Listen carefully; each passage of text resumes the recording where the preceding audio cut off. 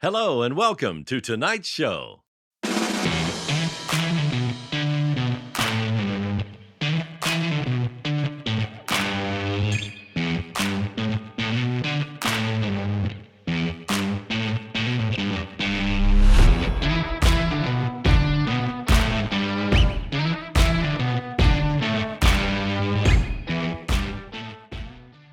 And hello and welcome to episode 233 of On the Bench, podcast for scale modelers by scale modelers, all about scale models.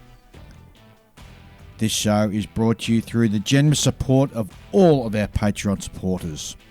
You too can help support the show. Simply go to www.patreon.com/onthebench and pledge any amount from as little as $1 per month.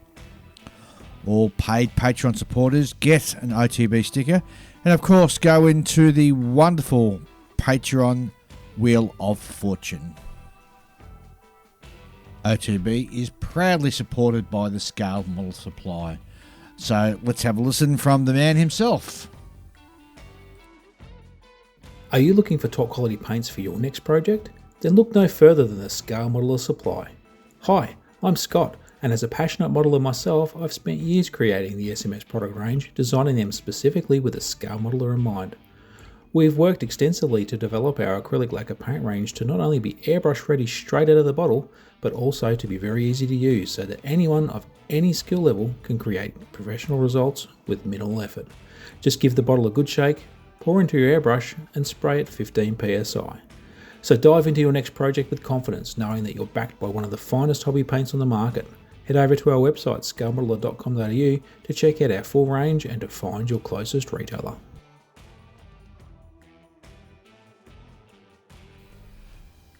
Good morning, everybody. In the studio with me, I've got Ian. G'day Dave, g'day Julian, g'day everyone else. Hello, Julian. Good morning. One of those mornings, is it? It is. I didn't get enough sleep last night. And the coffee hasn't kicked in yet either. I probably need a second one, but well. It's I got like 4 hours of sleep or something. Not great. Are you sitting up late building models or? No. I was tossing and turning. Just one of those, you know. Hate those nights. What's news? How have you been going? Almost done with my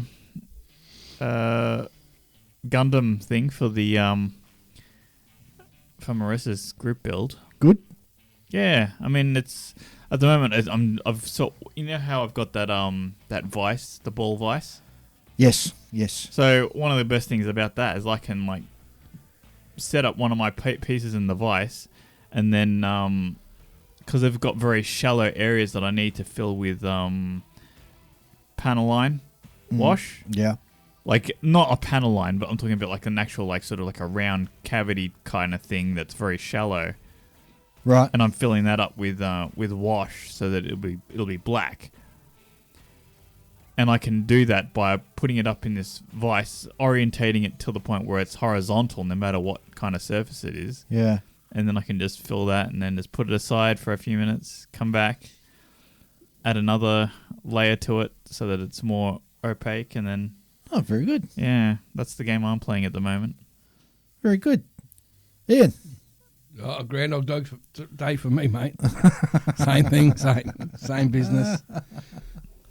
Well, you, Dave, what are you working on? Well, now that I've got that Musharu Cup out of the way, I'm feeling very lighter and happier now. So, speaking of which, I've got to get the photos submitted. You better get onto that, mate. Yeah, I think I've got to do it. They're due by the 14th, I think. That's today. Yeah.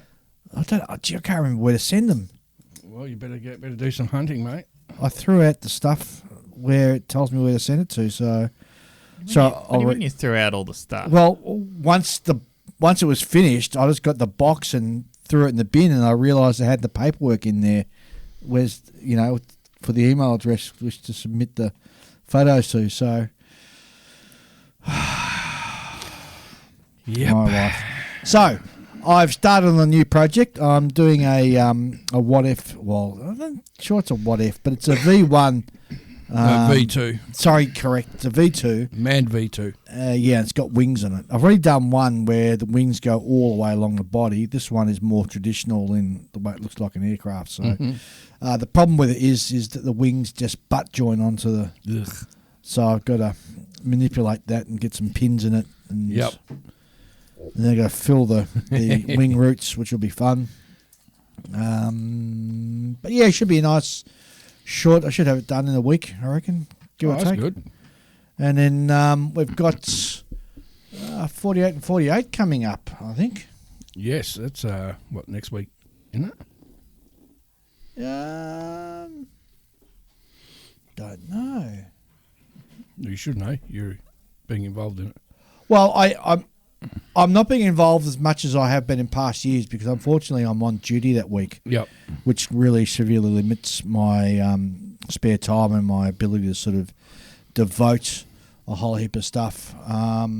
So I'm just madly typing so I can get the thing in.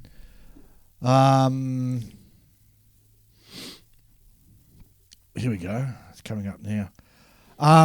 So I'll only sort of be popping in, but there's a whole heap of other sort of great Aussies who are And Kiwis. and Kiwis too who are going to be taking care of it. So it starts on Friday the 20th of March, which is our next weekend, Yep.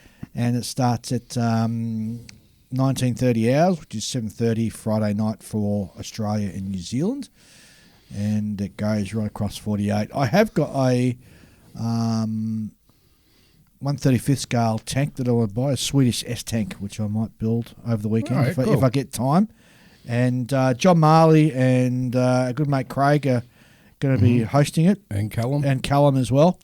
So I'll be able to hope to pop in and sort of help assist and sort of prop up the Aussie side. I'm following the chats in the background leading up to it, and I think worldwide there's over 200 items that are going to be up for auction, which is sensational. That's very good. It's really kicking goals. So, in fact, I think some of our mail references it as well. So don't forget, everybody, 48-hour birthday bash, Models for Heroes, supporting a great cause, starts on Friday, 20th of March at 7:30 on Friday in Australia, and of course it rolls right across the world for that 48-hour period. And there's a whole heap of fantastic people who are going to be on hosting it, and there's going to be some sensational kits and other modelling stuff that you can bid on during the auction period, which It's a lot of fun. it's a lot of fun, and it'll be a real lot of fun, a real lot of fun. So there's a whole host of supporters that are supporting the show. There's AK, Andy's Hobbies, Elaine Rivard, Airfix, Arts Opus, Based by Bill, good mates Beyond the Box Art are going to be on, Canberra Hobby Centre, CSM, Detail and Scale, Franklin Hobbies, Furball Aero Design, Hobby Co, Hobartville, Edward, ICM, Galleria, Gallery. Qatari, the Luft Shop, the Model Geeks podcast is going to be there as well. The Model Box is also supporting a show. Manson's Models, Matter of Scale, Metro Hobbies, an Australian brand. Models United, Plastic Posse podcast is going to be there as well. Revell, SMG, Southern Model Supply, Sprue Man, Rubicon Models. Scott from SMS. Oh, of course, Scott's going to be there. He wouldn't miss it. Salisbury Model Centre, Tamiya, Value Gear, Tankcraft, Tiger Hobbies, OTB, us of course, and Updraft Model Works, just to name a few, and there's a few more going to be there as well. So it's going to be an amazing event, and it's fantastic to see so many companies and organisations getting behind supporting it. Support it. So should be a lot of fun. Yep. And of course, we've got Heritage Con coming up towards the end of the month. I want to say it's going to be the 30th. Sorry, March the 29th, 2026. Close, day off. Yeah, don't go on the 30th. Go on March the 26th. 29th, 29th. 2026. Gosh. Dave. Let me start again. Heritage Con, March the 29th. And it's run by the IPMS Hamilton Modelers Club. Yep. And the location, of course, is in Ontario, Quebec, at the... Canadian Warplane Heritage Museum. there you go. And don't forget, not only great models to have a look at, but you can have a look at some fantastic aircraft, including only one of two Avro Lancasters that are in flying condition. Yep. Rightio. Shall we move on and we'll get some mail? There's quite a bit of mail, actually. Actually, I want to make a quick announcement. Please. Just came through across my feed about 10 minutes ago. Yes. Edward have now doing their pre-orders for the 148 scale Fat Tail P40K Royal Class. You getting one? What do you think? Of course you are. Of course I am. You know, I used to. I could remember when royal classes were pretty rare around. Like you would know, like, I know a guy who's bought one of those. I got about 5 or 6. And it was like, the Bigfoot of model kits, Yeah, that's right, yes. Not so much anymore. Well, at least not for me, because you just buy every royal class there is. Well, Spitfires and P40s I do. On the Mustang. What Royal Class. I mean, I still remember when the royal classes used to come with like what was that, Czech beer glass? Well, they all come usually with a gift sort of thing. Yeah. I know the P40Es. At one point, they even came with a piece of a Focke-Wulf, apparently. Yeah, I think some came with the Mustang as well when they had the special edition Mustang one. But this K1 comes with a pin-up mouse mat. Oh, nice. Yeah. Nice.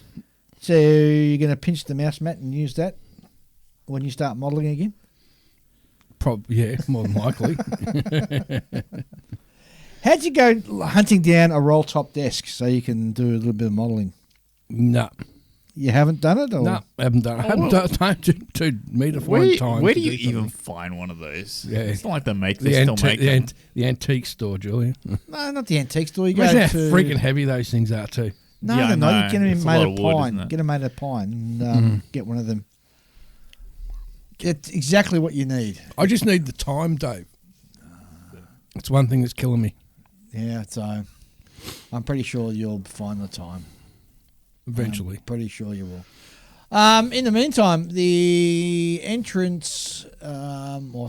registrations are open for the Malcolm show, which is the Malaysian model show, which is going to be on the 12th of June, 12th, 13th, 14th of June this year, which is held in Penang, Malaysia, which I'll be flying over to visit. Looking forward to that. But make sure you mention that the registration date line's the 1st of May.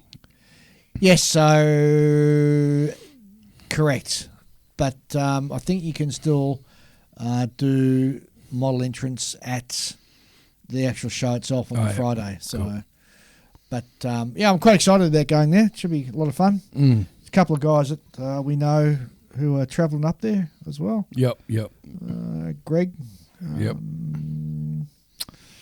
Clayton's going up there as well, and a few others that we know from ACT are heading up too. Very so cool. I think there's big contingents of Aussies. I think about 20 or 30 heading up across. That's pretty impressive. Should be a great weekend. Really good weekend. I'm looking forward to it. It's about time I went to a model show sort of in our own backyard overseas. So Yeah, no, good idea. really cool. And also, my tickets are now locked in. I was talking to Kentucky Dave the other day, and all locked in to go to the US. So tickets are bought and paid for. So come hell or high water, I'm going to be there for Fort Wayne, Indiana Nice. in August this year. So I might even be slipping across the other side of the country just to pop in and give that Rob River a bit of a slap. So That'd be good. as long as he puts me up for the night and takes me out to a nice restaurant, it'll be all okay. It'll all be okay. Shall we move on to let's do some listener mail. listener mail? And we got quite a bit actually that's come in. That's good. So first one comes from Gary Denham. He writes, Dave, you need to get Julian a bell he can ring every time he finds a kit for Ian to buy. Seriously though, huge respect for Ian. I don't think Ian needs more bells in his life. No, not anymore. Now that someone bought me mum a bell. Seriously though, huge respect for Ian for looking after his mum when she needs him. Keep up the great work, all of you. Thanks, Gary. Appreciate that, mate. Next one comes. Paul Redding writes in, hi Dave, well you asked for some letters, so here you go. Julian just about redeemed himself, explaining how tricky car models are to get right after his dopey comments on planned BP defined from Qatari. I did build the FX 172nd kit back in the 70s, and the turret was a nightmare. Yes, it was. I have the FX 48 scale to build, and I'm just about to pre-order the Qatari kit.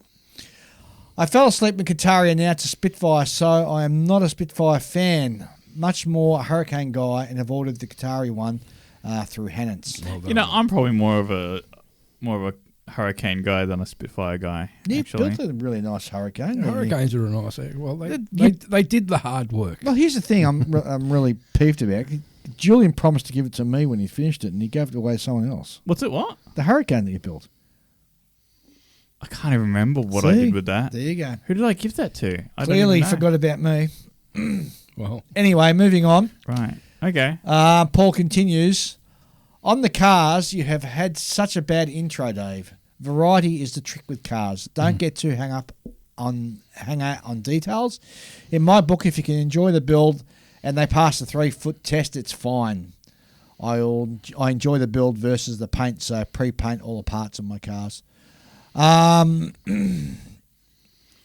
He goes on, I can't paint figures, so just left them. I don't do them. It's about the car. I've also a shed load of Hella and Italeri truck kits to buy. oh jeez. Oh, you poor bastard. Like I said, I enjoy the variety, and at the end of the day, the build is which gives me the most enjoyment as a hobby, like it did all those years ago. I pretty much build everything, such as armour, or military as I call it, U-boats, cars, railway wagons and aircraft.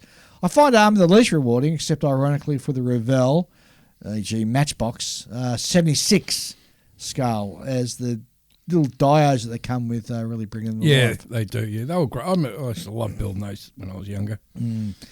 Anyways, with Stuart offline at the moment and Ian having his situation, it seems like the good conversations have dropped off, but beyond the box art is getting better, and which is really good to hear. Variety is to go, Dave, so I am mentally building up to a 1350 ship this year. Well done. Well done, Either mate. a Royal Navy carrier or a German battleship. Ooh. So cheers and hang in there, Ian. Thanks, Paul. So He's got some photos. he has got some photos. Oh, he's built a coffin nose cord. I always loved the coffin nose cord. What car's that? A That Packard? one. No, it's a coffin nose cord. Oh, is it? Yeah. That's a really nice Yeah, I looking like car. where the exhaust come out through and into the guard. It just looks really cool. It's because it's got those sort of like what do you call them? Like Headers. No, they've got like a sleeve over them, don't they? Yeah. That's sort of Yeah. like chrome Yeah. Rib. section. Yeah, Yeah, rib, yeah. telescopic almost looking. You know. Yeah, they're freaking awesome. I just love the coffin nose cord. You know what? I only know that car even exists. Or in fact, most of those kind of cars only exist because I've seen them as puzzles. Oh, jigsaw puzzles. Jigsaw puzzles, you know. Otherwise, I would never know that they exist. You Yeah, know? there you go. You know, them with like, there's one of one Bugattis and Duesenbergs and things. Yep. James Miranda writes in next, and James is the president of Wine Country Model Club. Oh, that could be a dangerous mix, wine and model. Hi, Dave, Ian and Julian. I appreciate if you might mention an upcoming show we're hosting here in Northern California. It's the Wine Country Model Expo, which will take place on April 11th, 2026 in Petaluma, California at the Petaluma. Petaluma Community Centre. That sounds good. The show is intentionally structured a bit differently from traditional contests.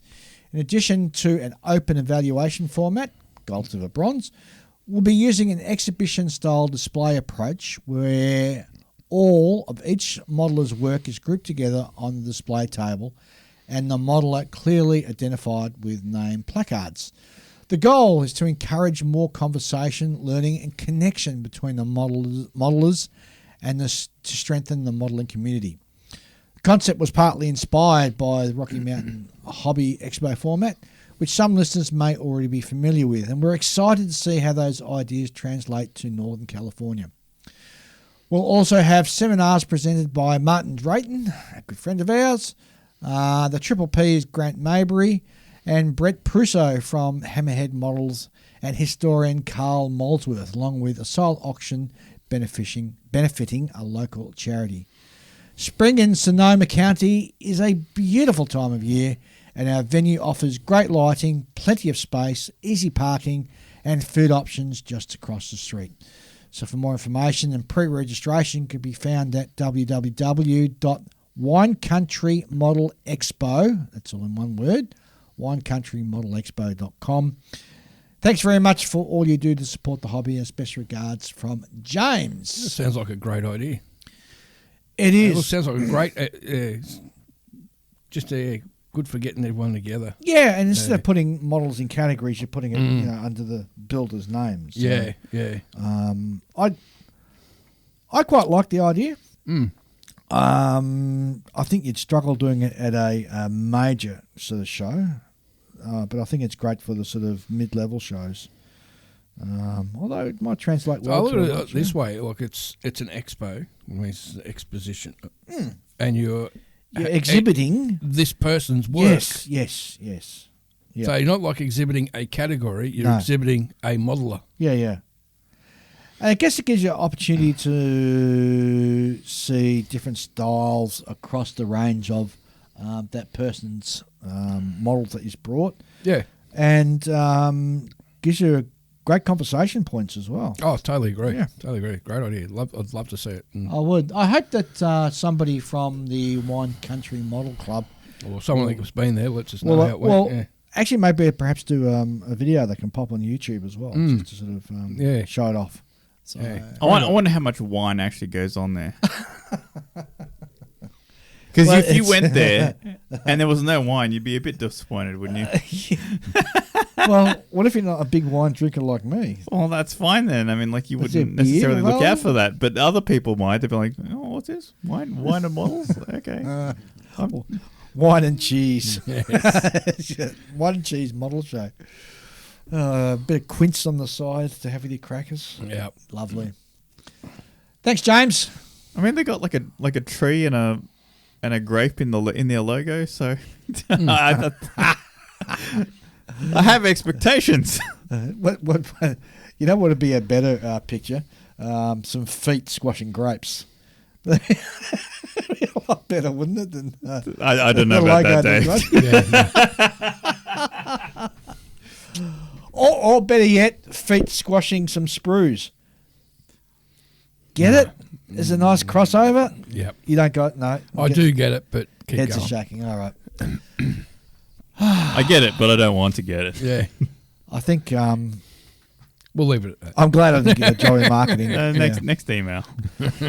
Michael Hegarty writes in, "Hi Dave, received the stickers yesterday, thanks." And Michael's one of our recent Patreon supporters, so of course he gets stickers.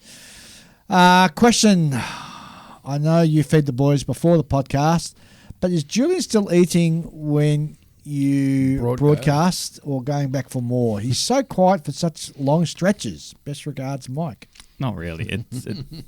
I have a cup of coffee that I'm sometimes sipping on, and sometimes I'm looking at my phone. A lot of times you're looking at your phone. Yeah, I know, but it's not like I'm not paying attention. No, I know. Especially when we have guests on and when we're doing the emails, you know, I'm there. You're lucky that this isn't a YouTube video. That's right. But you know, like if it was a YouTube video, then I wouldn't even have my phone out. Oh, I still would. Really? Yeah, we're going to refer to it for different things that you're talking about, perhaps. You're lucky this isn't a YouTube video either. Why? Why? Because you'll be browsing the internet and then typing things up on the laptop to search for them. Yeah, but see, I, as the producer of the show, I've got the different buttons to push where the cameras would go, so I can. A lot of YouTube style podcasts will actually have a guy off screen, like Joe Rogan does that sort of job. But there's, in fact, Rode had just released a new. You'd need to get a fourth person in here so that you can say, "Hey, can you look that up?" No. Throw that up on the screen for me. Electronics now can. So Rode got a thing now where you got automatic switches. So the person that talks, or the camera that you got pointed to will flash to him. Yep. And also you got manual overrides where you can push a certain camera, a certain button, and a certain camera will come on. Yeah, but the thing is that you have the other person off to the side doing that, so that you don't have to stop talking. Well, I wouldn't stop talking. It doesn't distract me now from what I do as I'm doing my stuff as we're recording. Yeah, but I think it would ruin the illusion because if the listeners could see you actually doing the typing and stuff, and adjusting your glasses and then doing the squint down your nose kind of thing, The world doesn't want to see Dave scratch his ass every 5 minutes. No, he doesn't. But it'd bring more. I mean, that's why. Because I hardly have to edit anything because we just use it. We're so freaking professional. Well. No, I mean, we don't try to sanitize it. Is what I mean. No. I mean, we just sort of. But we're doing it freaking long enough. But watching it would be just as rewarding, seeing everything sort of live. Like there you go, Dave. Something to work on. I know. Look, I've been toying with the idea, but it means it's a lot of equipment, and I'd have to do a lot more editing than what I do now. Yeah. Just do a GoFundMe page, Dave. No, I don't need a GoFundMe page. You want to see OTB? I'd have to remodel this room. Yeah, that'd be the biggest thing. Yeah, remodeling the whole room. Yeah, well, that's why we have a GoFundMe page. Back to the emails. Things get a lot more complicated once you have to hide things out of camera view. Oh yeah, definitely. I got to buy lights and all that sort of stuff, and I have get to a little buy display cabinet. And you put all our kits in behind it. I'd want to have at least 1, 2, 3, 4, 5 cameras. Mm-hmm. So it's getting pretty complicated, man. No, I think you would only need 2. No. Why do you need 5 cameras? Well, 1 camera for each of us to go on us. A 4th camera for the pull-out shot, seeing all 3 of us sort of yakking or sitting together. And a 5th camera if we've got a product or something you want to show. So I can understand, this is what's on the table that we're talking about kind of camera. Yeah. But I think just 2 others. No. You just need to have one pointed at the 2 of us sitting on the left and another one pointing at the 2 that are sitting on the right. No, because I have to completely remodel this room. So I'd need 5 cameras. Okay. I've already thought. Actually, you'd probably need a bigger room. No, the room would work. The room would work. I've got an idea where I'd shovel the equipment and where we'd sit and how the lights would be set up. So it's not complicated. It's just a lot of work to get it up and running. Also, he uses this place as my office as well. As an office. Yeah. So that's the biggest hurdle, I think. Well, yeah, there's ways around. It'll make your too. work Zoom calls look interesting. Yes. Well, even now I sort of blur the background when I have work Zoom calls because people get distracted by the picture of the Spitfire in the background. Not Spitfire, the ME-262 in the background. So, all right. Next one is from Alex Johnson. If you recall, was the winner of the 48 and 48 auction last year, in which we auctioned off a spot on the show to come and host it. Great bloke. Alex came all the way down from Brisbane. Yes, I remember that. So he writes in, "Hi gents, greeting once again to you and the listeners from Brisbane. I'm looking forward to catching up with yourselves and all the usual suspects next week in the 48 and 48 challenge.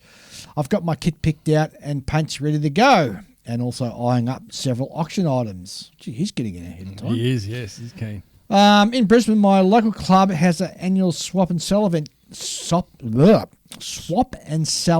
coming up in just over 2 months. Last year we had all tables booked, so if you're going to be in Brisbane for Sunday the 31st of May, get in quick to reserve a seller's table or come along to pick up some kits. Thanks, and see you next weekend. That's regards from Alex Johnston, Secretary of IPMS Queensland. And the flyer he sent us is talking about PX 2026. Yep. IPMS Queensland welcomes you to Queensland's largest model kit buy, swap and sell. Buyer's entry fee is $5, and if you're a seller, it'll cost you $25 to book a table. And that's on Sunday, 31st of May, 9 a.m. to 1 p.m. Sellers set up at 7 a.m. It's at Albany Creek State High School. Sorry, Albany Creek State School Hall. Yep. At 696 Albany Creek Road, Albany Creek. Very good. Be there. Be there. If you're in the area, definitely. Absolutely. Pick up some bargains. Great to hear from you, Alex. Yes. Last one that comes in. Trevor Hutchinson.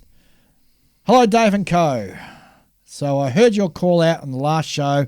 Okay, you are on. Now, if you recall, just to remind everybody. I don't. Trevor was building really, really slow, and he doubted he'd have this ready for Scala. Oh, CT. yeah, that's right. Yes. So I said to him, if he turns up with the kit built, I'll give him a challenge coin. Yep. And if he doesn't, he has to shout us all a beer. That's right. Yes. Anyway, so he writes in, and he goes, although I fear you blokes may have just earned the easiest 3 beers ever, for transparency, here's where the project is up to. And it looks like he's fairly well advanced, actually. He's doing well. It's coming up a treat. I mean, the show's not until November, and all he's got to do, by the looks of it, is just paint the darn thing and stick it all together. Hang on, Julian. What? It does look that way, but there's a bit more to that than you think. Is there? Yeah. So, just for the listeners at home, he's doing a Mitsubishi Lancia Evolution 3 in 1/24 scale. It's an Evo 3. Yeah. And he's Rally car. Doing it as a rally car. And he's got a lot. He's got a lot of the interior done, but He's got some nice aftermarket spot decals for it. but he hasn't painted most of the body yet. He's just No. it looks like he's still doing body work. He's prep work. prepping the body. If you look in the bottom left corner of that shot, there's 3D printed left, Dave. Left. far left corner, Dave. Oh, yeah, see those are 3D printed elements, and that's probably things like Latches and stuff. various bits and pieces that are so there's like repetitive items there, and if he's going to that level of detail, then it's quite an involved. He's got photo etch and everything on it. Build. It's So here's a question to you as a car builder, and I'm assuming that the rear spoiler is already glued on. Why would you glue it on before you paint? You wouldn't, would you?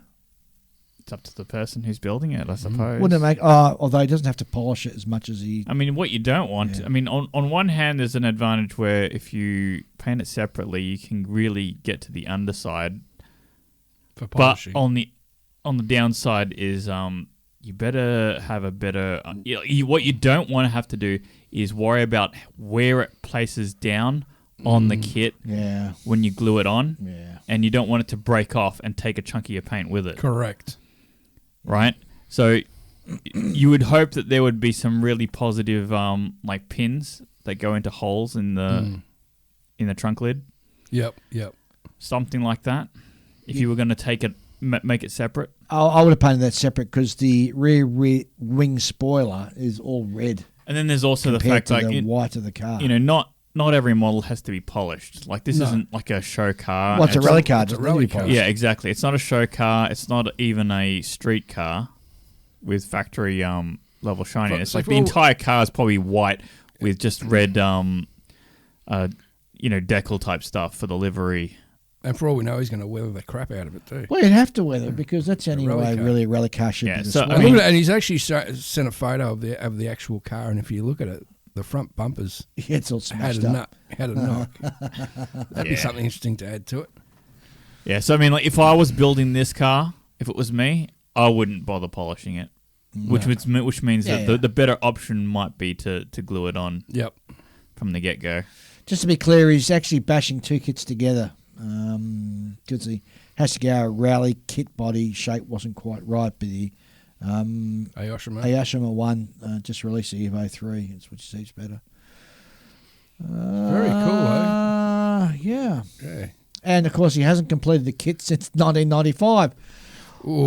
So your challenge coin is looking safe. Wish me luck. But in all seriousness, I appreciate the banter. I really enjoy your show. And it would be fun to meet you all in person, beers or not. Well, I'll meet you at Canberra. We will, Trev. And I'll be standing at the bar waiting for my beer. And, geez, it's going to go down so well. Man, it's been so long since I built a race car. You built one recently, didn't you? Brian tried to rope me into a race car group build. Brian from Yeah. Built Sideways. Yep, built Podcast? sideways. Brian, yeah. Yep. He tried to rope me into some group build that was going on somewhere that was all about race cars, and I was just like, I've got too many other open projects at the moment, and that's at least with a street car, it's fairly straightforward. I can just lay down, my bodywork paint, and then after that, it's just like rattle can black for all the interior, and once you start getting to rally. Like, especially the outstanding projects I have for rally cars, they're pretty involved. Yeah, okay. For example, I've got like those really heavily 3D printed front and rear ends for one of the Lancia rally cars, because how they've got those big clamshell rears. Yeah. And the detail, even if you were to build it out of box, you can see the engine in the back there, through the rear hatch window. Yes. And so it's a little bit basic, but it's mostly all there. You could sort of get away with some detailing, but I bought it like a full 3D printed replacement rear end of the car. Wow. Like it's big job. It's everything. It's the whole tube frame and everything that holds the engine and the rear suspension and the wheels, and it's pretty involved. It's pretty insane, mate. Very cool. Very insane. I couldn't resist. It was too cool. It was too cool. We really enjoy having emails from you, so if you want to send us an email, the email address is onthebench64@gmail.com. Send through your emails. Love to read about what you're doing, read about your complaints. Just like to read out emails, don't we? Love to hear from our listeners. We do. Yeah, we do. So let's do brings us to the Patreon Wheel of Fortune. Yay. Let's have a quick spin and see who the lucky winner is going to be this time. And I've got a challenge coin ready to send out. And To Dan Cross. Dan Cross is the winner. Congratulations, Dan. I'll reach out to you and organise to get that sent out. Very cool. Rightio. We've got an interview. That's it. We do have an interview. Who are we talking to? Good buddy, Brad. I don't know. Good buddies is sort of a loose term. He's isn't a it? good buddy. I know he always leads us Australia when we go overseas. So It becomes more laughs than it does modelling. It does, yeah, with Brad. Brad's great. He's a character. He's a character. One of the best storytellers I've ever come across. Well, the funny thing is, you put him together with Dr. Dave, and it's like yeah. it's like one's the opposite of the other. Well, yeah, it's like the classic comedy duo. You've got what was it, the straight man and the They should comedian and straight. They should. They should It's like it's like Jerry Lewis and what's his name, Martin. Dean Martin, yeah, and like Abbott and Costello. yeah. So one's the silly one, and one's the straight man, as they call it. Yeah. They should write some material and try it out at Amps as a stand-up. Have an open mic. So they can come up and do modelling jokes. Yes. That'd be funny. That'd be really funny. Oh, well, let's have a chat to him. See what he's got to say Sounds for good. himself.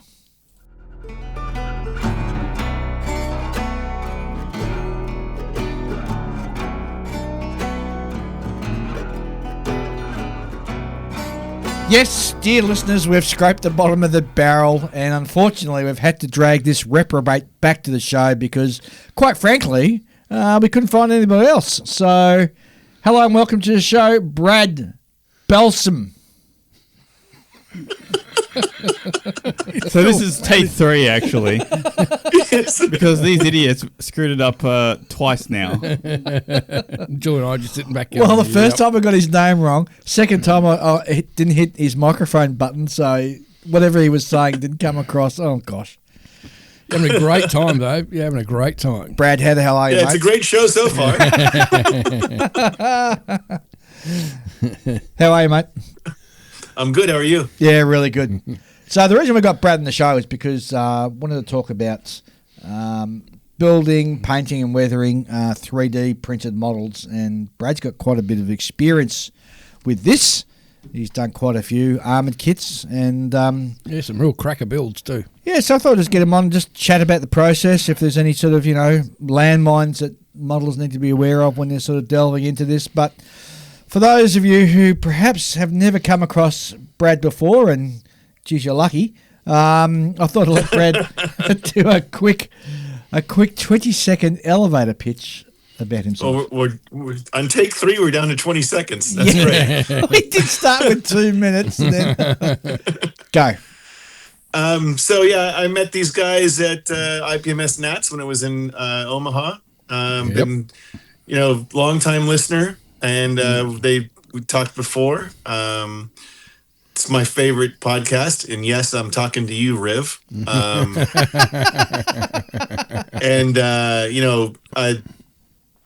Great to be on the show, and I do mostly armor, like you said, and I've done a lot of 3D stuff.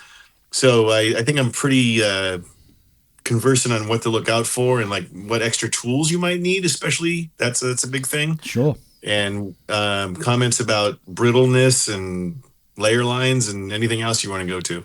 Cool, but I just want to point out the first time we met, you took 2 innocent young Aussies and took us to a Hooters for lunch. 2? I thought it was 3. Oh, 3, sorry. Julian was there, yeah. Well, no. Well, the 2 innocent ones were Ian and Julian, not you. Yeah, that's right.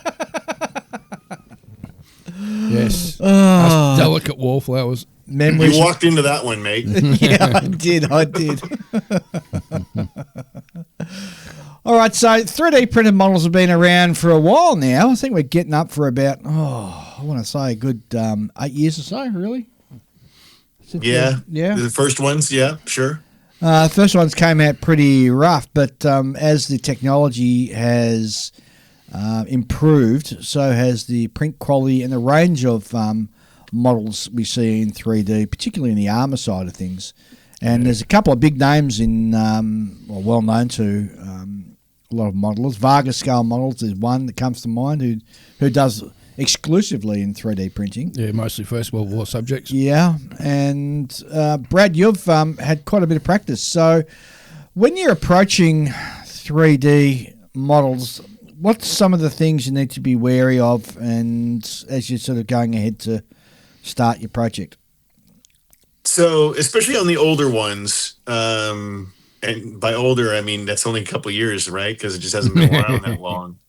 The brittleness is a big factor. And so, unlike a traditional injection molded kit where, it's on a sprue and you're worried about, cutting close to the part with side cutters or what have you, really you got to worry about those pour points. I don't know what else to call them. I know that's not exactly what they're called, but the support points on the 3D print. Yeah, support. Yeah.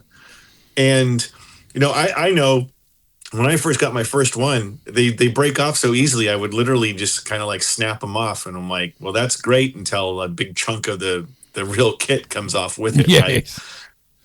And I felt like, back when you were a kid and you were like twisting parts off an Airfix kit or something, I mean, had to be a better way.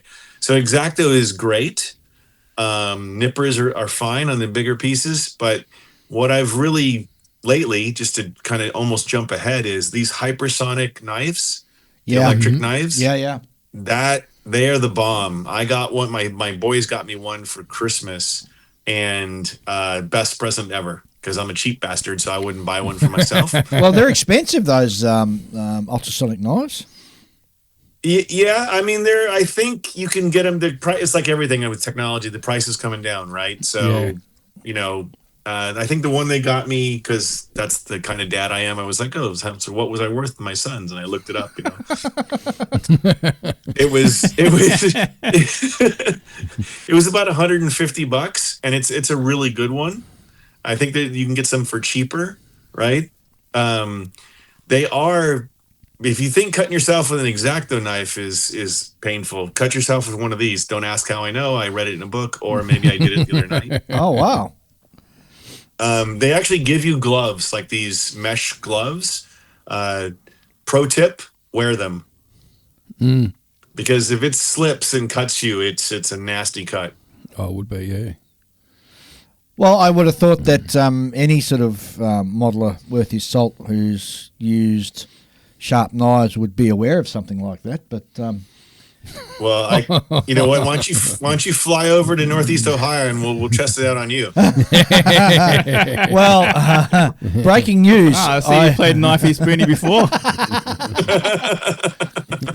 Breaking news. My tickets have been purchased for my US trip this year, so I'm definitely coming to IPMS at Fort Wayne, Indiana. Hey, you know what? That. Me and Dr. Dave will be there. Dr. Dave has just gone into retirement. Well, yeah, he's got nothing but time on his hands. Well, that's dangerous, isn't it? I think so. Okay, so But yeah, those ultrasonic knives or however they're I think that's what they call them. They're very, very helpful, especially with little pieces. Just to kind of go down the rabbit hole. So, you guys familiar with Passion Models aftermarket sets? Yes. I think their PE is really good because it just gives you kind of what you need. But now they're coming out with these sort of duplicate. You can get it that's PE for parts and then 3D print for parts. Yeah. right. And they're really, really nice. But you really need one of these knives to get them off of the print pad. Right. And I'm doing it with this Comet, and that I'm doing right now. Obviously, the listeners can't see what we can see, but I mean, this has got so much AM on it. That's all Passion 3D print. It's sweet. It's so cool. Do those knives work just as good with traditional plastic? You know, I haven't tried it on regular because they move so fast. It kind of melts, right? So I think on sprue, on like, you know, traditional plastic, it might be bad. I mean, you might melt the part you're trying to cut off. Right. Okay. Makes sense. Okay. I've tried it on like a big piece, like, you know, to cut off like a big piece of evergreen, right? Yeah. And then they're good for that, but I haven't really tried it on a traditional sprue, to be honest. And you got nippers anyway, Dave. Yeah, I do have. Yeah, nippers, and you got nippers. I mean, you know, and I've got like 6 of them, 3 of which have been dropped on the floor. So you know what that means. Oh, yeah. Yes. Right, moving on. So you've got your specialist tools. Any other specialist tools you need to consider or think about? Have you seen these new Display, the rotary? Oh, the sanders. They've got 2 different kinds of sanders. Yes. Right. There's reciprocating. There's a reciprocating sander and a rotary sander. Yes, and those are also, if you're going to get stuff for 3D, get those. Get both. The reciprocating one is really good for larger bits, right? Mm-hmm. And the circulating one is really good. It's got 2 heads, or you can get 2 heads for it, and one's a little bit smaller. You can really get in there on any kit and get rid of those layer lines if there are any. I've got the reciprocating one, but I need to start looking around for the rotary one and shell out and buy one of them, because I think you're right. From what I've seen, they're excellent for getting in those really tight corners and hard to get at places. Yeah, absolutely. And it's got, you know, speed control on it, so you can go faster. And this is good with regular plastic as well, because you can slow it down to where you don't have to worry about it melting. Yeah. Yeah. Can they get wet? Yeah, you can wet the tip. Well, yeah, you can wet. Yeah. Yeah, that's what she said. Yeah. You can wet the tip. That's just through Dave, isn't it? okay. So, The people I have to talk to on the show. Yeah, that's it. the people we have to have on the show. God. Because you definitely want to have a good breathing apparatus. Well, You're sanding resin. You should. Yes. Yeah, you are sanding resin, so have your mask on, whatever Yep. you use. Yeah. Absolutely. So Or smoke a cigarette at the same time, and one of those will get offset the other one. Yeah, you just poke a hole in your filter. Yeah, Stuck a yeah. smoke in there and you're right. Yeah, that works too. oh god. All right, I completely lost where I am now. You're in Can Australia. you tell how unhinged You're in Australia. these The people toilets are flush the when? wrong way.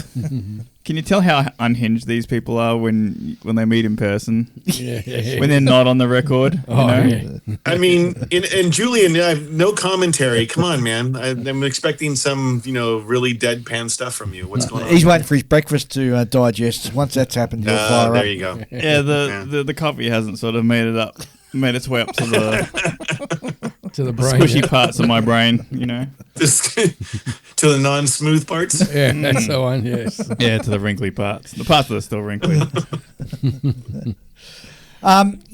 You touched on something before about the brittleness of them. So the other question, sort of, I guess, in our mind is the longevity of these particular models over time. I'm not really too sure how well the resin is in regards to being UV stabilised, so that if it gets any sunlight, if you've got a model cabinet, for example, that gets some sunlight on it, what will happen over a period of years will just crumble in the dust in 10 to 15 years.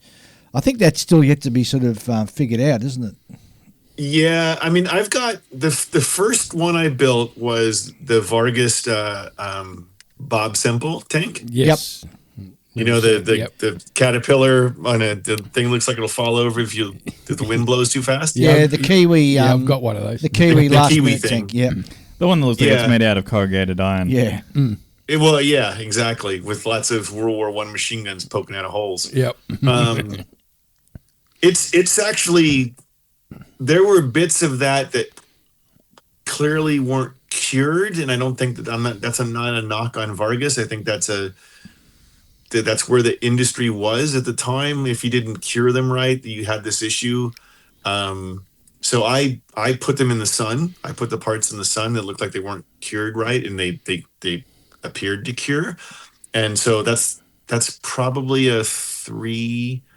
When did we meet in Omaha? Oh, that was 4 years ago. Yeah. 4 years ago. So Yeah, that's like a 6 4-year-old no, kid. sorry, 6 years ago. Yeah, 6 years ago. Yeah, because you bought that one, didn't you? Yeah, it was 6 years Yeah. ago. Yeah, and it's been fine. I mean, it's in my display cabinet, and it doesn't appear to be having any issues. I mean, those Ilary rubber tires would be melted by now, Yeah. right? Very true. I think once it's painted, like you've stopped the process of it.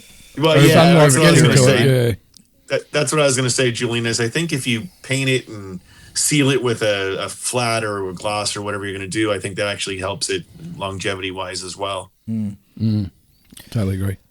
Moving on to the actual assembly, generally these kits come in about only 4 or 5 pieces, which at first blush it looks like a very simple kit to build, but there can still be pitfalls there. Yeah, so I think that's actually kind of changing. So if you look at like RTM, if you know RTM, who's the Polish 3D printer, and that guy, his stuff rocks. I mean, there's no layer lines. He does that MT25, which is like a baby KV. That it's a paper panzer. All Or right, however you say yep. paper panzer in Russian. Paper tavrish panzer. And that one, like I said, the layer lines are just non-existent, right? It's a whole different world. Mm-hmm. So, lost my train of thought. Damn it. Sucks getting old. Oh yeah, I know. We'll get there. Ask the question again. Sorry. Low parts count. Oh yeah. So his parts count is kind of in the middle, right? Maybe 50 parts, right? All So right. it's not kind of like what it used to be where everything's printed at one time. I think that these guys are trying to be like, well, we want it to be a little bit of a challenge to put this together. We wanted it, you don't want to put it together in 12 seconds, right? So like he's that way. Vargas has got more parts than he used to, I think, too. Vargas's latest 2 World War armored cars I noticed because he didn't give them to me. Well, he sent them to me for just postage. Where the frame and curbside, it's like a curbside car, Julian, like just the bottom, right? Yeah. Were the same. They were actually. At first I was just like making the second one. I'm like, this looks really familiar, right? And then I'm like looking. It's two totally different original makers. The model that he's making, a Pierce Arrow and a Seabrook. World War I British armored cars, but he used the same frame and bottom, right? All right. Okay. And so I thought that was really smart of him, actually, because you're not really going to see it, right? It's the bottom of an armored car. It's not open or anything. It's just the frame. And you're probably going to glue it on a base or what have you. So it was really good, and it let him standardize some parts. So he saved part count there, which in a good way. The problem, as to your point, Dave, is the low parts count means that there's a lot of detail, which is okay in 3D print into one bit. But if it breaks, because they can be brittle, Yes. you've got a huge issue there. Yeah. Yeah, you definitely would have. And how do you fix that, right? Because sometimes they kind of shatter almost, right? It's like, oops, dropped mom's crystal on the floor. Yeah. I've had that issue with some of the 72nd scale rockets I'm building. You got to treat it as if it is made of porcelain or glass, because if you drop it, oh boy. Yeah, well, also, I mean, toast.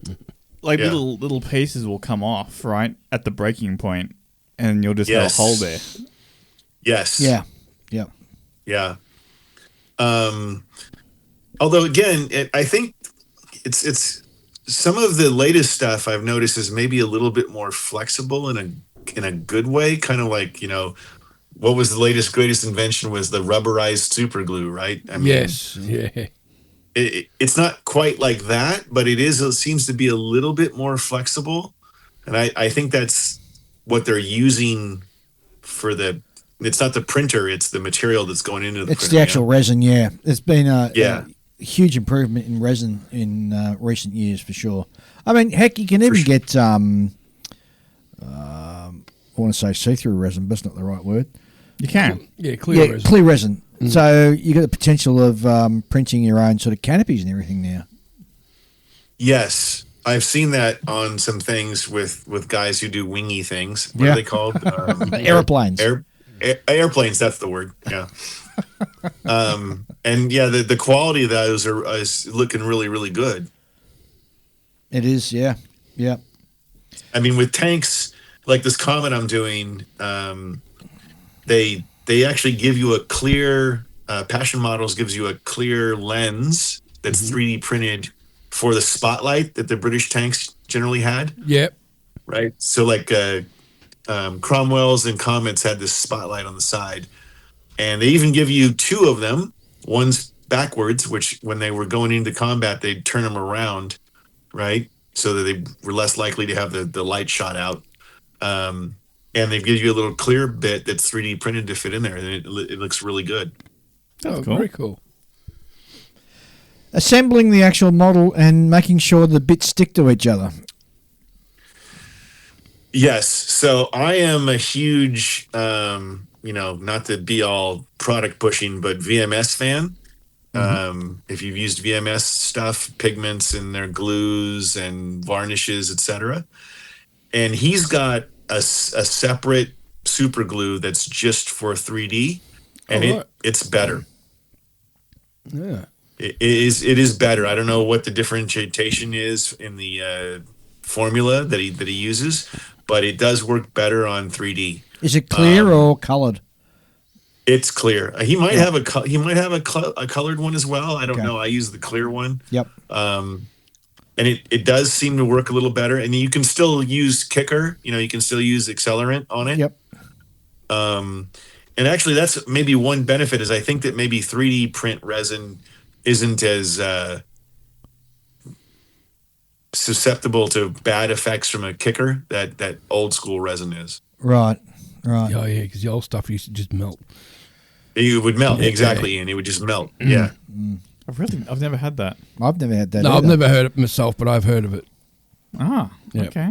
Yeah, some of the older stuff. Yeah, you put some kicker on it and it's just basically. Well, there's turn it nothing all like gummy. getting like an old school Eastern European resin kit, Oh, yeah. opening that box, And getting that that box and going, I don't know what the Australian equivalent of the EPA is, but opening the box and going, ooh, I think I just exceeded my intoxication Yes, of bad exactly. things for the year Yeah. as I smelled the thing. Yes. Yeah, they had that unique smell, didn't they? Oh, yeah. Like, where's my mask? Where's my mask? I need my exactly. mask. Yeah, well, you certainly can't use Tamiya extra thin on resin kits, that's for sure. Yeah, well, No. that makes sense, Dave. No, you can't, which is too bad because it's, extra thin is God's gift to the world. So Yeah. What about epoxy? Have you tried sticking them together with epoxy? I haven't. And I've used epoxy only on like heavy traditional resin, right? Where it's literally the weight that you're Yeah. worried about, the weight of the resin, and then epoxy is going to be your best friend. Yep. I mean, I've built a ton of old Accurate Armor stuff, and yeah, 2-part epoxy is the way to go. I I used always to do white metal and resin, so those are just Oh, yeah. man's best friends. Yeah, Not exactly. I'm so lazy when it comes to anything 2-part. Really? It's like I don't need this. I don't want to have to deal with this extra step of having to mix this a thing in a certain ratio, and then I got X amount Takes of no time. curing Julian. time. Nah, it's- I'm close to you, but for a different reason. It's not that I'm lazy. It's just that Incompetent. well, epoxy and me have a really difficult relationship. So I can squeeze it because generally the applicator, you squeeze it down and the two parts will mix at the tip, and I end up getting it everywhere. It's going some model. It's on the workbench. It's on my fingers. that's your issue. That's my issue. It's like a 5-year-old kid using the old poly cement back in the day. It's a mess after I've used it. I am not surprised by that comment. No, at me all. neither. Me neither. Because of the 2-part epoxy, or because of me? Because of you, Dave. Both, Jeez. but mostly you. Oh, thanks, Brad. So I was more like because I've had to use epoxy putty in recent times, and it's What just- is epoxy putty? What the hell is that? Is that the Tamiya stuff? That Yeah, the Tamiya stuff. Yeah. And it comes in that green little green box. green and yellow or then- something, and you mix it together? Yeah, and it's got like two like little looks like strips of C4, except one of them's orange. And you mix them So together. I was going and- to say, is it? Are you actually an explosives expert or a modeler? I'm sorry. that's because it just looks like clay type stuff, And like anyway, it comes in Yeah, these you two need- little strips, You and need it together. you knead it together. Oh, and I think I've seen that stuff. Oh, okay. What you use that on cars? What? Yeah, because it's completely inert once it's dry. I don't have to worry about spraying lacquer thinner on it, and then suddenly like all my puttying's just Dissolving. completely unsettled, and So there's no ghost seams or anything. yeah, no ghost seams and things like that. Yeah, but and also like to build things up. Like you need to put a significant amount of like material into an area, like to plug holes Yeah. and other weird things. Yeah. Yeah, but Okay. it's a pain in the ass because like like I had to. So I recently used it to plug some type cavity type things on a Gundam model, and like I'd made some up and I stuck them in there, and of course you always make too much because you don't want to end up having to make a little bit more. So you always make more than necessary. Yeah, it's like when Dave makes you guys breakfast, he probably always makes too much. Right? that's he does. Very true. I do. Yep. Yeah, and that's like it always leaves little bits lying around. And they're a bit sticky for a while, and you like scraping them off your desk. And Speaking of resin and filling stuff in, I had a interesting experience just the other week. I'm building a styrene German V2 rocket thingy, what if sort of thing. And I had this big seam line. I had this brilliant idea how to get rid of it. Oh, no. I've got some... Oh, No. Goldfinch and brilliant ideas. Alert! Dave's had a alert! brainwave. Alert! I thought I've got some resin, obviously, that I got from a 3D printer. So I've got a very small applicator where you can just sort of squeeze it out of the bottle and it comes out in a very long, thin sort of So I laid that in. It sat perfectly in the seam, Yep. and then hit it with the UV light. UV light. It cured perfectly. I said, great. But it didn't adhere to the polystyrene, so it just came off in one big, long sort of stick. Yep. So, well, you have to try these things. I mean, you never know. I think it's a valid method if you were like putting two pieces of resin together. Yeah. Yeah, Right. if that would have been resin, you'd have been golden. For Yeah, sure. I know. Yeah. Well, I thought I'd give it a go, but provided that, because remember the thing is like UV resin cures via UV, so like if you were to sandwich two flat pieces together, you wouldn't be able to penetrate with the light to the areas in the center, only around the perimeter. Yeah. Yeah, so just, you got to bear these things in mind, you know. I've had to learn this because I've been using the UV cured glue. Oh, yeah. For transparencies. It works great for transparencies. Does it? Yeah. You know, the Bondic stuff? Yeah. But, you know, you try to use it on something else, and then eventually it comes apart, and you're like, oh, that's all still wet inside. Well, speaking of, while we're on the UV subject, you know those silly little torches you get that you put the UV light out? And I used to find I'd sit there for bloody hours waiting for, because it was so low in wattage or UV. So I bought this thing online, online, you idiot, Dave. It's a UV lamp which you can hold and sort of move around. No, yeah. I'll tell you what, you can get sunburned from it. It's that strong. you got to really be careful. But geez, it really zaps and really dries the resin really well. Or cures the resin really well. It's great. Okay. Why did you sunburn your hands or something? No, but you know, it's kind of like you look like a vampire in the daylight with hit by sunlight as a UV lamp goes across your hands. It starts sizzling and smoke comes off. Okay. Why is there a stripe on the palm of your hand? Yeah, exactly. Yes. Okay, so layer lines is a real problem, bugbear with 3D printing, although thankfully it's less and less and less now as the technology has sort of moved forward. But you'll still come across kits that have got layer lines. You know what? They're hanging on a lot more than you would think. Because those, you know, even though the printers are out there now where you wouldn't get layer lines, it's because the people who do buy 3D printers aren't that likely to get rid of their old printers. They're like, oh, this still works. Yeah. Brad, well, and it's also about how they set it up, right? I mean, so like RTM, I mean, I think he uses whatever is the newest, you know, printers. What K are we up to at this point, right? He knows. Yeah. But it's angling the print. It's doing a little bit of thought about this, right? You know, you want to do wheels, you can probably just do them on a flat kind of a print because you're going to have tread lines anyways, and so that's fine. Yep. Yeah. But if you're doing a hull, and especially if it's like a cast hull, you can't have layer. You want to minimize layer lines. Oh, definitely. So you want to angle that, right? You want to have it at an angle because angling helps with minimizing. Doesn't get rid of, but minimizing the layer line effect. Sure, but as a consumer and a modeler, you receive the kit and it's got layer lines in it. How do you deal with that? So front end is the sanders we were talking about earlier, right? Mm-hmm. If you can see them with your naked eye, then you can sand them. Yeah. Yeah. Yes. And then use whatever your favorite primer is. Once you've made your sub-assemblies together or separate, prime it, and the truth will come out in the primer. Yeah. I love Tamiya super thin gray, super fine, excuse me. Yep. It shows all of your errors. Yeah. It'll show your layer lines. Also, it will fill in minor layer lines. So you might actually still see them with your eye, and they'll go away under the primer. Yeah. You give the primer a good sand, first coat, and it fills it. Yes, absolutely. So that's the number one thing is you know, if you can see them, sand them as well as you can. It's hard around like, you know, Bolts rivets and bolts and that sort of stuff. but then hit it with primer and see what it looks like.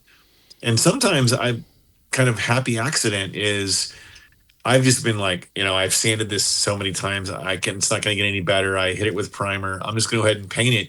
And when actually you put the paint on, the layer lines are gone. Yep. It's sort of an optical illusion. Like maybe you just because they're there, maybe, or they're really subtle, and the paint is enough to take care of them. Yeah. Do you ever apply primer with a spray can? I'm sorry, what'd you say, Julian? Do you ever apply the primer with a spray can? I use rattle can exclusively. Oh, okay, yep. Same here. Yeah, I don't use them exclusively, but I use them a lot. But I can get away with a lot because I'm doing cars. yeah. I think. I mean, I use on this Comet, for example. It's mostly styrene. It's the Tamiya kit, which is fairly new, with a bunch of small 3D print and photo etch on it. And I use the exactly the same the Tamiya primer because I just love the way it shows your faults, right? Seam lines especially. Yeah. And I've gotten used to, I've kind of just over experience been like, okay, I can still see that, but I'm pretty sure that the paint, when I put the paint down, it's going to get rid of it. So I'm okay with that. Speaking of paint, the application of paint onto resin, have you come across any issues where paint doesn't stick, or you've had issues with the way paint adheres to it? Well, I think your primer takes care of most of that for you, right? Using I tried the AK primer and I was just like, that was a waste of money, but that's me. I'm not saying anything wrong with AK. I'm just saying probably was, user error. But with the Tamiya rattle can primer, once you put that on, the way it settles around everything, I just think is great. And then once that's on there, that's a great base for any paint you're going to put on top of it. And I use exclusively Tamiya acrylics. And I know people are like, lacquer this and AK Gen 75,000 that. And, it's just because, they need to sell more stuff. I'm good with Tamiya acrylics because that's what I grew up on, and I can eyeball them and mix the paint. And in Riv's group, I'm Kermit the Frog, right? Because supposedly I can only paint in green, which is almost true. It's almost true. I did see somewhere where somebody said to put a satin coat on first before you start painting.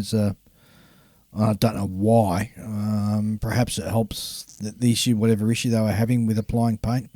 But to me, doing that would work the same as doing a primer anyway, yeah? Yeah. What's the difference? Yeah. I don't know. That's bizarre. I've never heard of that. I mean, I do think that there are certain paints, and I do actually have, and I'm looking at my paint, I use my paints are held in nail polish racks on my workbench wall. Yep. And I've got like 20 mission models because they do have some interesting colors. I think they have the best British desert color. They have the adherence of they don't adhere well. I can't come up with a really good funny. They suck, right? I mean, you cannot mask over mission models. You just can't. Yeah. I don't care what you use. It'll just pull the paint right off of whatever. But they have great colors. That if you tried to put that on top of a 3D print, I'm not even sure it would come out of the airbrush, and before it got to the 3D print would just like come back into the airbrush. I think it'd be like, nope. Not even going to try. Nope, sorry, sir. We're not doing that. Mm-mm. Being an armour modeler, you're very experienced at hiding your mistakes and faults under a heap of mud and leaves. I don't make and stuff like mistakes, that. but yes, go ahead. Okay, you're very good at hiding your faults under under loads of mud and leaves and that. And do you approach weathering your armour kit or model differently than you would a styrene one, or you use exactly the same sort of techniques? I think with resin in general and 3D prints maybe in particular is you really need to be careful about your washes, right? So paint the model however you're going to paint the model. You know, put your primer down, use your acrylics, use your lacquers, whatever. I have used lacquers in the past, and I think that lacquers are fine. They're just, it's too much work for me. I'm too old to learn a new way to paint, so I'll just keep using acrylics. So I think if you put that protective coat of a varnish down, right, and then you use like Winsor & Newton washes, which is I don't really use much of the none of the pre-mixed washes. My son does. One of my sons do. He does Gundams and he uses that stuff. But again, you got to put that protective varnish down, or it'll attack the hell out of whatever, whether it's resin or 3D print resin or traditional plastic. Right. Okay. And it'll especially weaken like attachment points, suspensions, especially I believe for me on tanks. When I first kind of got back into the hobby and learned about washes, and I didn't understand like you needed something in between, and I'm like, why are my bogies all breaking off? Well, because the wash was attacking the attachment point, right? Right. But I think I believe that as far as that goes, to your point, your original question is just put that protective layer, put your varnish on in between your, whatever it's gloss or semi-gloss or flat, doesn't matter, and you'll be fine. Very cool. Any other tips in regards to working with resin? With 3D, it's really, I think you need to, we all plan out our builds differently, right? There's the directions, and I don't know if you guys know Tim Roberts, Bovington guy. He runs the Bovington Tank Museum. Yep. Right. He's been over here a couple times. I've known him for 25 years. Lost my train of thought again. Damn it. That's all right. It's age getting on to you. Bovington Tank Museum. It's gone. Well, you know what? I'm pretty sure that even though Dave's now retired, he's still got a medical license. So do you want me to put a call through to him? I should just go to him and see what's wrong with me. Yeah. Well, hang on. I don't think we have to be a doctor to diagnose what your problem is, but.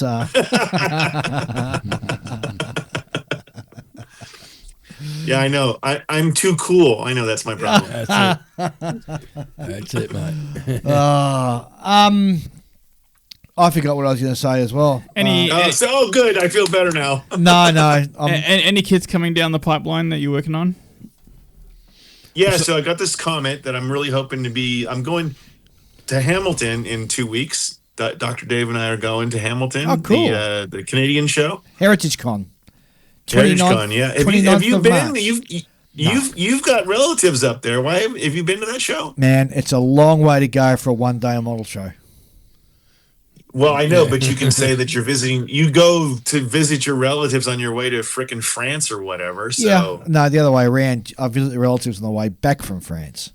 Well, sorry. Listen, as much as I'd like to get there for Heritage Con, it's the time of year that it's on doesn't quite line up with.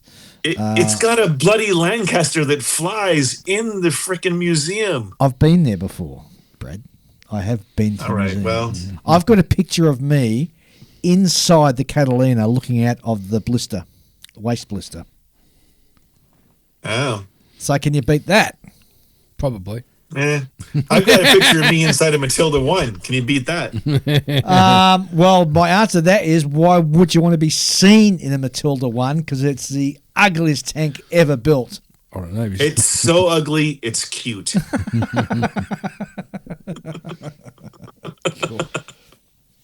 You've got a big model show coming up soon. Apart from the Heritage Con, of course, is AMPS 2026 International Convention, which is being held in April the 16th to Saturday, April 18th at the Century Center in South Bend, Indiana. And I assume, correctly probably, that you're going to be there yet again. And yet again, that's a stone's throw for me and Dave. So yeah, we're going. And Sean Picard, I think you know Sean Picard probably too. And yet again, you're going to be hogging all the golds coming out of that show. I hope so. I mean, my goal at this point is to get a best of in a category at the Nats. I got a best of in the Armour Con, which is like that's also an amp show, but in a regional. I don't know if you guys feel this way, but I think you guys have talked about this. So like this Comet, I'm really, really liking it, which means it's not going to do well in a show, right? Yes. It's the ones you really like that you think are the best are the ones that don't do well, and the ones you're like, meh, it's okay. Yeah, the surprise ones. I often enough just chuck models in to sort of pad out what I enter, thinking, that's just a throw in.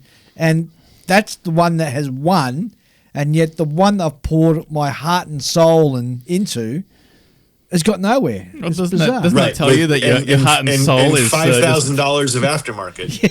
Yes. Doesn't that tell you that your heart and soul is the bad ingredient? Well, possibly you're right, Julian. Possibly you're right. Well, Julian, you don't have either of those, so how would you know? Well, is that why I only spit out wins? Oh, just because you have no heart and soul. So you're just a machine. It's a compliment. I don't know. It's not a dig. I haven't been winning. Hey, it's not a dig. It's a compliment. Oh yeah. Fire mission battery. Yep. Well, so there's that show. Yep, So there's yep. Hamilton. There's Yep. Amps Nats. We're going to see you at IPMS Nats. Yes. Dave threatened that you need to be as skinny as you need to be. I don't know what that meant. He said you need to be as skinny as you need to be at IPMS Nats. Does that mean something? Well, do you guys have a separate relationship going on? What does that mean? No. Well, him being a former doctor, now retired, he obviously listened to my health thing that I reported on a couple of episodes ago, and I'm pleased to report That's what it was. I am now down 9 kilos. I was 110 kilos. That's really good. 101 in, and I'm pissed off at you two guys. You haven't commented on how fantastic I looked at it this morning. I've been too busy distracted by the food. Okay, all right, fair enough. So yeah, you do look a little slimmer there, Goldfinch. I got to tell you do look a little slimmer. Thank you very much. Still got the 20 kilos to go. So still don't know why you're married to your wife. Well, I mean, I know why you're married to her. I don't know why she's married to you. Yeah. Is the way to put that. She's just a lucky gal. What can you say? Yeah. Well, yeah. Unlucky is also luck, I guess. So. It's a type of luck. That's nightmare is a dream, right? I mean, True. All right, mate. Well, we'll see you. I will see you in August. In the meantime, I wish you best of luck at all the shows you're heading off to.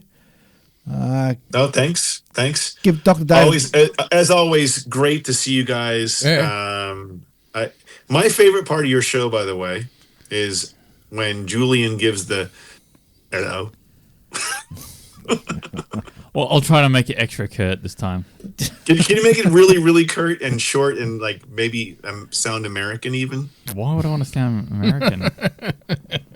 To be extra rude. It doesn't need to be extra rude. It comes natural as it is. Don't encourage him. I love to encourage him. No, please don't. Well, I look forward to catching up with you as I said, in Indiana, and and Dr. Dave sir. as well. And you can take me out to lunch. That'd be nice. I guess if I have to. This time we won't go to a Hooters. We'll just go to a regular place. And, Hooters is actually technically bankrupt, so the ones that are still out there are individually owned. So you'd be lucky if you find one. Oh, there you go. How can a company go bankrupt when they? Oh, that doesn't make sense. Anyway, That's another discussion for another podcast. It's Perhaps. based on hot chicks. How do you go bankrupt? I don't Exactly, know. that's what I'm thinking. I don't know. You guys recruiting that waitress at the one to come to Australia was, I'm like, wow. Gee, I mean, Ian was going to take her home in his third suitcase. Nothing wrong with that. You know, No, you know I didn't that say there was anything wrong with it. I was just making a comment. It's not a criticism, it's a comment. you know that group photo we got of us all together with the waitresses. Michelle came across it, and I had a lot of sort of backpedaling to do when she saw that photo. I bet you did. Oh, jeez. They would have just blamed Julian and myself. Yeah, that's what I would do. Like, it's Julian's fault. The trouble is, Michelle knows me too well. So. That's not going to work because, I mean, she can ask, and then we can retort. He should blame you, and then, because it's not like you'll be here. Yes. Good. All right, mate. Really good to hear from you. Yep. Say good day to Dr. Dave for us when you catch up with him next. And Absolutely. as I said, I'll see you when I see you in the US. Great. See you, mate. See ya. Well, that was a great conversation. Always good to catch up with Brad. Oh, yeah, definitely. Trouble is, the ratings sort of drop so much for the show when he's on. No, it doesn't. Jeez, he's just got hanging on the poor bloke, mate. Jeez. Well, I've got to wind him up. Nobody else does. Yeah, I know. All right, that brings us to the end of the show. Yeah. Anything else that you want to... I just want to say one quick thing. We're recording on Saturday, the 14th of March, and today is open day up at Army Base Puckapunyal. So I'm missing out on a whole heap of armour stuff Didn't today. know that. Would you have gone up there if you didn't have this? Yeah, I think I would have actually. Yeah, Dave, we still got to get down to freaking get up to Cairns I know. since we already paid for my ticket. But at the same time, the longer you leave it, the more tanks they get. I know. Yeah. Well, I saw last night they've just got a Like, imagine how much- Iraqi war. Was it T-62 or some Russian? Yeah, T-60 something. Yeah, Well, I think it's Chinese. No, it's an Iraqi Isn't it? one. It's Iraqi. No, Yeah, I know, Yeah. but aren't those made by China? No, they bought these from the Soviet Union. Yeah, Oh, okay. Or the then Soviet Union. So yeah, restored in the Netherlands. yeah, which surprised me a bit. Yeah. But I think because they're doing the Wesp at the moment, and they're starting the Panzer II lowercase c. so I really think that I'd like to put it off until next year because I want to see both of them. That'd be fantastic. Yeah, the to see Wesp. them. I just can't wait till they get stuck into the Hargo. Yeah, That'd be a really interesting yeah. one to watch on YouTube. Yeah, because those are like, as far as For those who don't know what we're talking about the Australian Artillery and Tank Museum up in Cairns, and artillery. they have a YouTube channel on, Yep. which Workshop Wednesday. is Workshop Wednesday. It's required viewing if you're a modeller, and they also usually put something out on Friday. Yeah, as well. like a short, like a 15-minute Yeah. one on Friday. Yeah. yeah. I mean, it's really good YouTube content. They're Yep. doing tank restoration stuff. They've got a strict budget. You know, they sort of have to do things their own way. Or in Yep. their, in their Well, middle plus a lot of times they're working on stuff where there is just nothing available. Yeah. Some of and they have a lot of running tanks is the important thing. So Yes. in a lot of cases, they're having to substitute a more modern engine. Yeah, like Cummins diesels and so forth. They Yeah, have to put because, you just don't have the engines available. Well, they had anymore. their big ride day coming up in August. I wanna say. yeah, when they have Armour Fest. Armour Fest, and a couple of our good mates have gone to that. Clayton went to that. And, Yeah, like you can buy yourself tickets on the Panther, go for a ride in the Panther, or other famous tanks. Yeah, so they have like a few different sort of... Dave's waiting to go see him go on the was it the Oscos? Ontos. No. Why not? Dave, Jim Tank. It's a tank kit. No, when we Dumb go, idea. I'm going to make sure they take you for a ride on one of those. No, that's the dumbest idea. And we'll video it and put it on our Facebook page. Who builds an armoured He'll be- vehicle that you have to get out of to reload it? How dumb's that? Well, the British did it. Well, again, what a dumb idea. The Avray, the Churchill Avray. Doesn't that sort of completely negate the reason why you have an armed vehicle to protect you in the first place? What about there's quite a lot of vehicles out there that are open top though. Well, open top, at least you can duck down. Not even that in a lot of cases. You know what? The Hellcat, you can duck down and get out of the way. Well, I mean, yes, that, but there's plenty of German tanks that were just more or less like we took this tank from early in the war and just slapped a bigger gun on top. They're not necessarily assault vehicles, are they? They're you're talking about like putting an artillery piece on, or not even, or well, okay, the West, for example, like the Marder 3. Yeah, it's Marder 3 is a Panzer 2 base. Yep. And then they put like a 75 mil on top. Yeah, open case. Yeah, open set. It wasn't designed as a true tank as such, or deployed as a true tank. It was more a tank support vehicle slash. Yeah, well, isn't that what the What do you call Ontos it? is? It's a tank hunter. Yeah, but okay, with the West, but at least you are still behind a form of armor. With the Ontos, you have to get out, expose yourself to enemy fire to reload, and then get back in and fire again. That's kind of like having the cavalry, where you ride your horse right up to the pikeman, stop the horse, get off, pull your sword, and go out and fight, and then get back on your horse and ride away. It's pointless. I don't know if it's like that. I think it's more like a getting the heavy firepower to where you need it quickly. Yeah, it's just a fire support type thing. You know, it's why put it on an armored vehicle then? Why just put it on a truck? I look at it this way. They probably got the idea that you already got troops on the ground there. They're being held up by a hard point. So this thing, they're all laying down cover fire. This thing comes out. They launch a few of its rockets, do the damage, and then bugger off back. Okay. It is such a good idea that you're still seeing it in service or a variant of it now. No, you're not. Yeah, you are. No, you're not. There are technical trucks that have a recoilless gun mounted on the back of it, which is exactly the same thing. Not in modern Western armies, you don't. No, not for us. Thank you. But the technically, Julian's right, they are still being used. Yeah, in third-rate armies, yes. It's actually no different to that recoilless gun that's mounted on a Vespa. What? Have you ever seen that? What? There's a Vespa. Yes. From World War II, I think it was. Yeah. And it has like a recoilless gun that's actually poking through the front. Yeah, front gun. Oh, yeah. That's World War II. This is 2026. What do you mean? The Ontos was from Vietnam War. Yeah, that was nearly what? You can feel free to... Pushing 60, 70 years ago now. 60 years ago. Yeah, I know. Exactly. So that works in my argument's favour, Dave. No, Thanks. it doesn't, because if it's such a great idea, you'd still see Western armies using it now, and you don't. I'm not saying it's a great idea, but it was a good enough idea at the time. Dave, what? When the bow and arrow first came out, that was a freaking great idea too. Well, yes, it was, and it still was a great idea. But it's now been surpassed by modern technology. But for the time period, it was a good idea.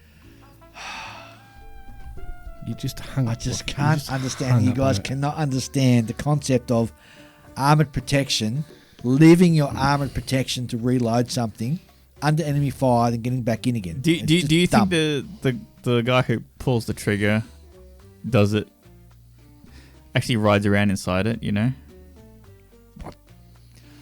I don't know. I would have thought that only the driver's in there. Yeah. So all the other guys got to get out and they're exposed. Yeah. What's the point of having an armoured vehicle then? Or a protected vehicle? Well, it's there to just pull the guns around. That's basically all it is, right? Yeah. Stupid idea. Let's move on. Okay.